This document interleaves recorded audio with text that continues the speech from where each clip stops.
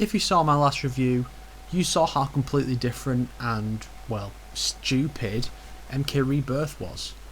The movie that was supposed to follow was never made, but there was a live action web series that, while nowhere near as bad as MK Rebirth, is still not very good, as far as I remember.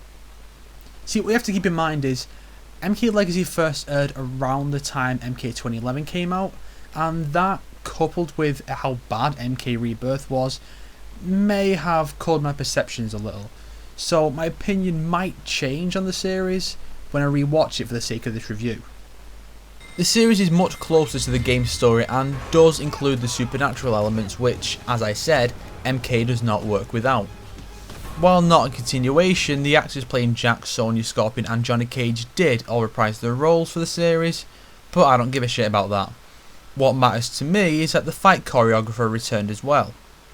The series began airing weekly on the Machinima network, following their success with other live action series such as Receiver and Bite Me. It consists of 9 episodes telling the backstories of various characters leading up to the tournament. As for why it's called Legacy, I have no idea. Maybe it's the legacy of MK Rebirth, I don't know. I think Mortal Kombat Origins would have been a much better title because it's basically the origin stories of a number of characters. But the name is not important. What is important is how good the series itself is. So, without further ado, this is Mortal Kombat Legacy. Episode 1, Jack, Sonya and Kano Part 1, yes, that's actually what they called it, opens in a factory where pre-injury Kano is overlooking the production of cybernetics. It's a new directed energy weapon. The red eye transfers energy to a target, delivering the desired effect. I know what it is.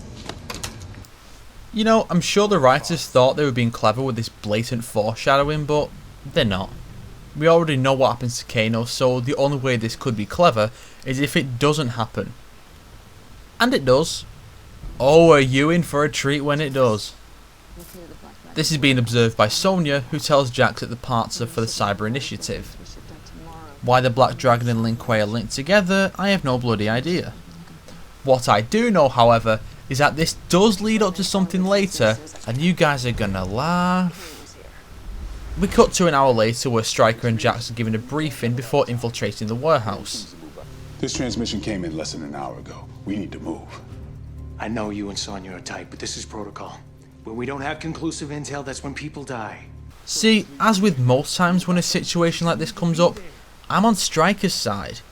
Even though they're trying to make him out to be the bad guy in this, he's completely right and they can't just rush in or people will die. Either that or sustain massive injuries that result in cybernetic arms. You know, whichever comes first.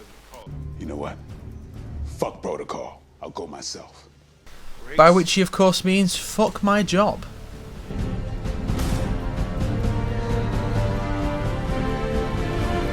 Fuck it. Let's move out. The next scene is Sonya held captive. This happens way more than it really should. Kano walks in and this happens. Let's see that again. Yeah. It turns out the shipment was already sent and Kano delayed Sonya's message to Jax by a couple of days to better prepare. I know you and Sonya are tight. Yeah, it's not like he didn't wonder where she was when she went missing for 2 days or give a name to an assassin and oh. And Shalavi, for fuck's sake, pick an accent and stick with it. That video that you tried to send, got intercepted. Kill them all.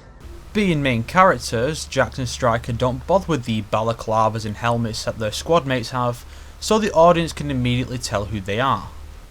Sound like a bad video game. A bad £50 limited edition video game.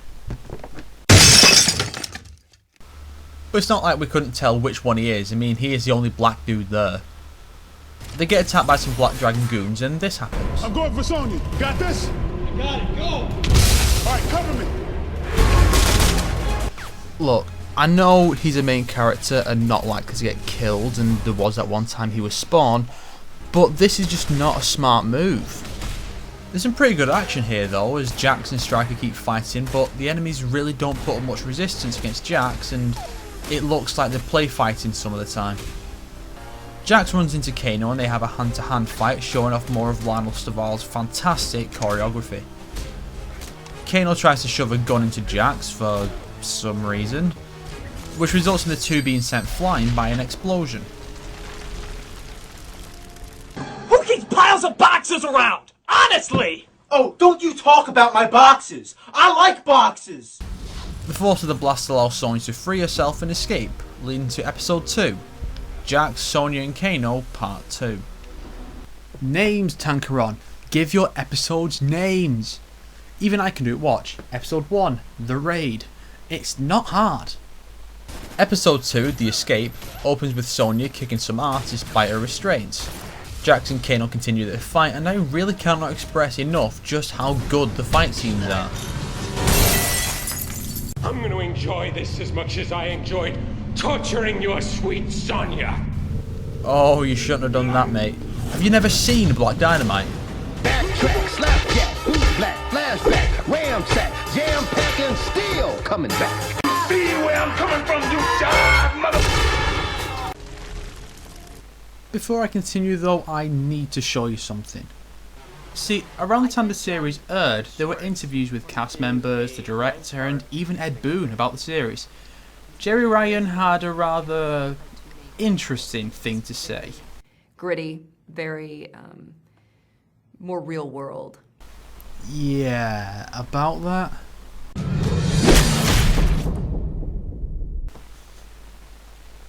Do I need to say anything more there?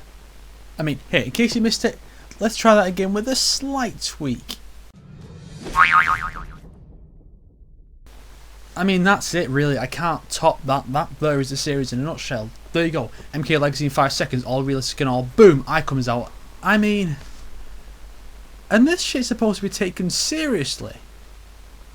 And this really was a wasted opportunity, because this is the first time in any medium that we've ever been given an explanation as to why Kano has his metal eye. And this is what he came up with. What's even funnier is that this episode was originally censored. We don't see the eye come out, nor do we see the damage done, so it seems like Kano's getting his cybernetics because Jax gave him a light bruise. And the uncensored version took almost 2 weeks to come out. 2 weeks! 2 weeks. 2 weeks. Sonya arrives just as someone throws a grenade and Jax acts as a human shield for her. She wakes up a week later in the ICU. Did we get Kano? We got to him before we could. And Jax? They just transferred him to a medical facility at the DOD. Hey, Sonya. Try not to worry so much. Yeah, it's not like he's going to be recast or anything. We see Kano being given his metal eye, and I know it was originally inspired by the Terminator, but does it really need to look like you stole it from the set of Terminator Salvation? All in all, it wasn't bad. The story was good, the action was great, and aside from Jax and Sonya still being cops, they got the characters pretty spot on.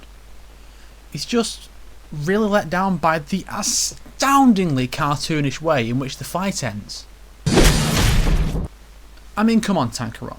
Was there really no other way you could have ended this? Like, maybe Kano gets blown up, or Jax stabs his eye out, or maybe hits him in the face with a steel pipe. Just anything would have been better than this. It's just so stupid. Episode 3, The Rise and Fall of Johnny Cage, starts with an E-style documentary about Johnny Cage's troubled career. It's all put together really convincingly with home movie footage, which I'm sure is actually of Matt Mullins when he was younger, and interviews with various people that know Cage, including one Ed Goodman, played by Ed Boon. Stan Lee he is not. Enough said. We then see Johnny chasing a thief down an alley and beating the shit out of him.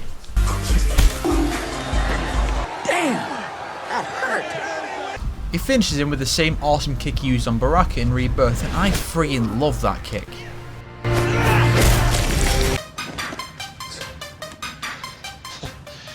Piracy. Burning more than just DVDs. It turns out to be Johnny's pitch for a TV show that he's showing to a pair of executives that not only dismiss it, but doing it. I wonder if Tankaron had trouble getting some of his projects off the ground because of people like this, and if this is a take that aimed at them. He's given another chance and he comes back 3 weeks later with a much more impressive looking pitch. It even has a versus screen with one of the fonts from Deadly Alliance. See, I do know my MK, you bastard. This one has him taking down 5 guys in another good fight scene, but they're still not impressed by Staval's fight choreography, which just proves that these two are idiots. On his way out, Cage finds out he's being dropped not because they're not into the idea, but because they want a female lead instead. Johnny gets some satisfying revenge and beats down the security guards. He's approached by Shang Tsung with an offer. Final thoughts on Johnny Cage? It's fantastic. Really, I have absolutely no problems with this episode. Though I do have to point out that the first release of this episode actually censored all the swearing. People having the shit kicked out of them? Totally fine. Someone saying a naughty word? Oh no, we can't have that in our adult-oriented Mortal Kombat series, now can we? Yet they didn't censor the swearing in the first episode. Fuck protocol. Fuck it. But the action is great and the story is much more compelling than the game's "I'm here to prove my moves are real" storyline. Unfortunately, the series does not maintain this level of quality, as we will see in episodes 4 and 5, Kitana and Melina.